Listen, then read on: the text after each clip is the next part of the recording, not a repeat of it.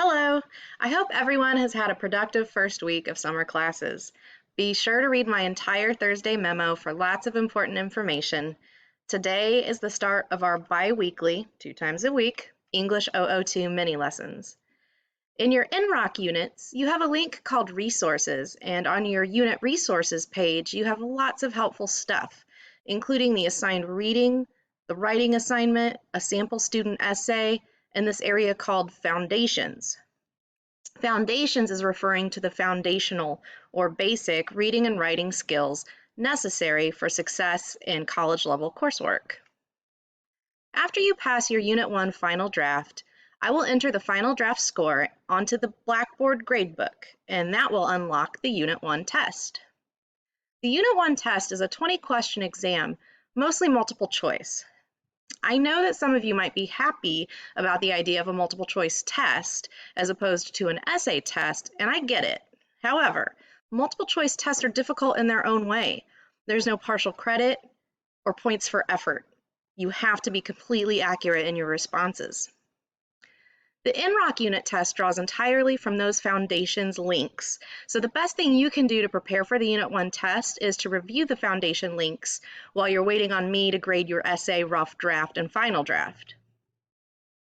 In addition, I will study each unit exam and identify key concepts and create mini lessons for you all. Today's mini lesson is about something us nerdy English professors refer to as the rhetorical triangle. Triangle because there are 3 main things. Rhetorical, well, I'll be talking more about that word in a future mini lesson. Don't worry about it too much right now. It's not on the test. I'm going to show you my version of the rhetorical triangle. Like a lot of things in life, depending on who you talk to, this triangle might look a little different, but this is the basic deal. When you think of the word text, your mind might go straight to a textbook or a text message.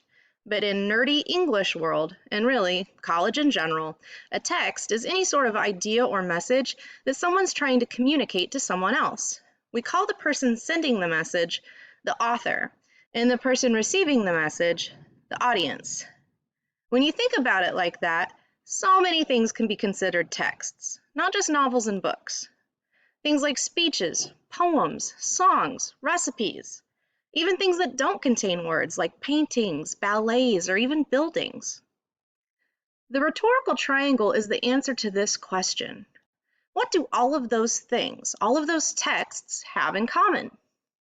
Well, they were all created by someone, the author. They all contain the author's ideas. That's what makes them texts. And they were all created to be sent to someone, even if that someone is the same person who created it.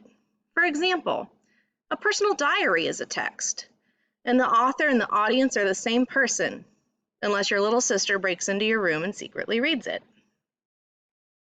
What else do all texts have in common? In order to read, understand, and analyze a text, we must assume that the text was created for some reason. We call this the author's purpose. The author delivers information to the audience with a purpose, and the audience receives this message and purpose and combines it with all their previous knowledge and experiences in order to find meaning in the text. One way to practice identifying the rhetorical triangle is to think about any sort of information you take in during your day and try to build a triangle. For example, let's say you see a news alert on your phone and click through to a news story from the Washington Post. Who's the author? You can scroll up to the top to find the person's name, and you might even be able to click the name and be taken to a short bio on that person. If there is no name, you will have to do some critical thinking. Was this article written by a Washington Post reporter? Or is it a letter to the editor type of article written by an anonymous citizen? What about the intended audience? Any particular age group, gender, or social status? People with smartphones or internet access? Give it some thought.